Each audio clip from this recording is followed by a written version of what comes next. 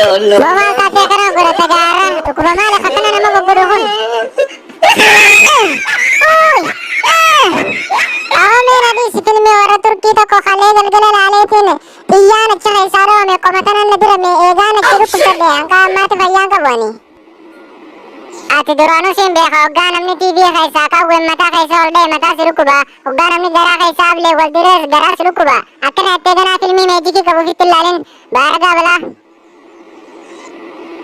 filmi vampire kabu fala allanni marata tigana namsa khaitintai yo mata si carragu digemo sidin tol chanat taskanna du setting kisa bro ati sila department kita mene di Fanta University rabate lambe to ati computer science iti setting geology ne nabi fame mani ga setting geology na dibantu tun psychology ja chugati mi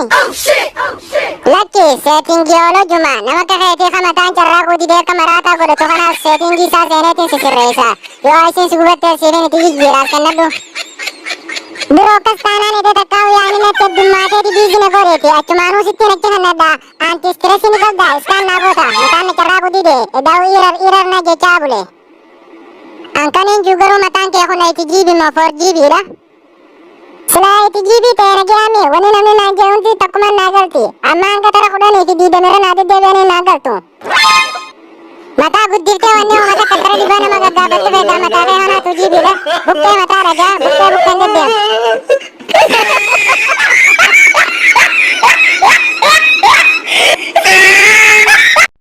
जब दो नगद देव सामे array Vivo बकान राबे वल्लाले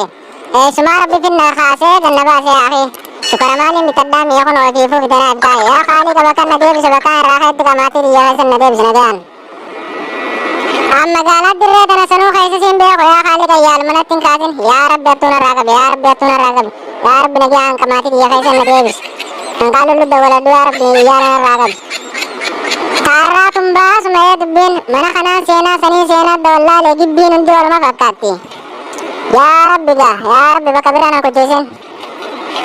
de me bakat rab tumbe ko mane ta kafirana khaise or gar gale lala akam magadu bin ratun ya khaliga qararo le di gadde muda namudde amati di ya khaisalo god god rabbi gannabase sumakin nahase manuman adwalla le male bakkin rabe sun toro mahana meta kafiti iyo agandu honundina dirmatena gabbani insanis isena tionara ratuna dufte or dirmata khaisa abokiya amama wabita chonobira gadimbani angana makangara jidduna dawalta mali malta te atu karasigabate awolulu atumali aguman simbira gabbete khartan nar kabe detin magala kaisoli figa jorjura bakan jurumbe khoti yakhota na fura amma bakan jurutana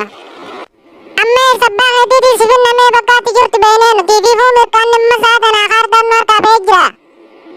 hayame ege jette husi barbanna milkata tora kay jurunutin bakkan amne undi janama babase namal allahu takkan jira bole soda fana barbada ege bakka jurtumbe ne google rasi barbanna email ni gabdani an marimali akiba susana kabu facebook account bijan kaba sunu maka khiyan jiru awka me siru matte jirte arakas tanan bakuma jirtu san dabba dona man foto na khasa gini facebook ro post godi ezan jirjit beresi namaka khati khabu yan teri dagana barbadu namadiba ajusa wayana mafra abadi khaba kajur wallale esa anjira malo kota nabarbada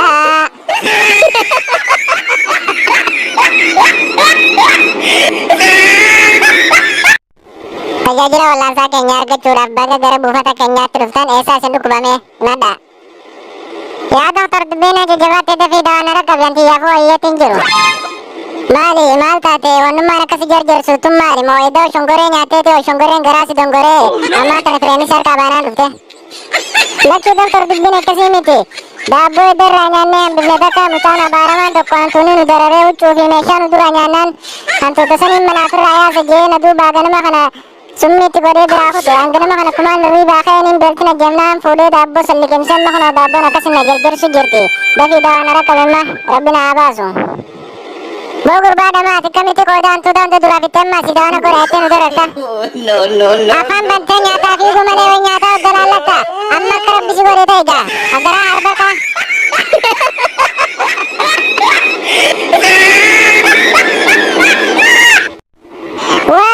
amazing. Lulu best man. Saiba kaya kali. Ara isa ba tadenya kana sinjirtu.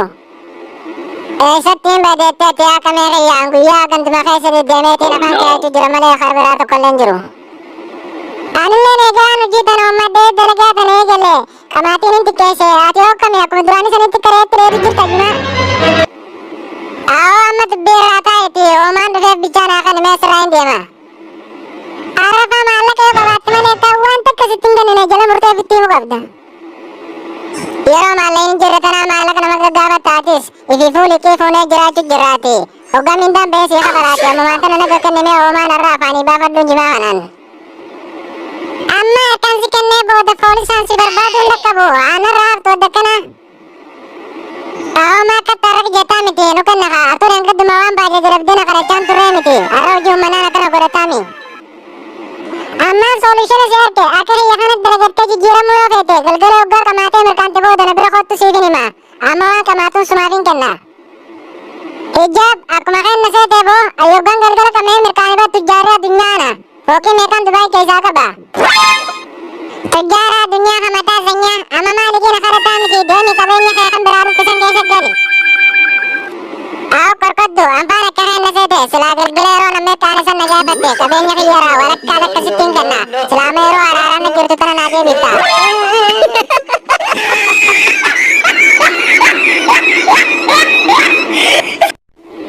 Ashama harka fuunee qabla duunee kan dhageeffachaa jirtan oduu ooroo ammaa siingiirraa isinii dabraa jiruudhaam. Oduu keenya yeroo kanaatiin konferansii wadaaja Oromiyaa haala qamaatii fi qamaatota Oromiyaa jiru magaalaa Wadaatti taa'amaa jiraachuun ibsame. Konferansii kana adda durummaan kan gaggeessaa jiran itti gaafatamaa lulluuqqattoota Oromiyaa obbo Qameeksii Toofiin. Kaayyoon konferansii kanaas haala qamaatii fi qamaatota Oromiyaa bara 2015 fi raawwii qamaatota Oromiyaa bara 2014 irratti kan xiyyeeffatu ta'uu obbo Qameeksii Toof himanii jiru. Bal'inni oduu kanaas akka itti aanutti isiniif dhiyaata. Kabajamtoota lulluuqqattootaa fi afaan kaayyattoota Oromiyaa baga nagaan gara konferansii keenyaa dhuftan. Konferansiin keenya guyyaa har'aa kan irratti xiyyeeffatu haala qamaatii fi qamaatota Oromiyaa bara 2015 fi raawwii bara 2014 irratti gabaasa guutuu kan waliin dhiyeessinu ta'a. Mee abbaa guddaati kana irratti yaada guutuu qabda? Abbaa ana Abdallaa Muuminaati bakka huunoo raawwii bara 2014 tajette san irratti yaada qaba. Tole abbaa itti fufii yaada kee ibsadhu. Akkasi kunoo namni xiyya dha'uun beeyne fidhawaa ja'anii zabana jimaan dhabame tokko mucaa dhamaa tokkotti mooyyee naadha ijee kennadheeni mucaan mooyyee maal dhawaa miti jimumaana nangatti kennee'uuf faffacaasee fixee achi booda kunoo an yoggaan argu jeeni akkasitti kunoo narraa dhawame toomuma ol daddarbu kanaan ilkee dha'eefirraa gannaqeeti bakkan beeyne irraa dhawamaniif eeggadhaa jechuu barbaadeeti. Oduu keenya har'aaf qabannee dhufnee xumurree jirra hanga guyyaa biraa oduu biraatti walitti deebinutti nagaatti nuuf tura galatooma.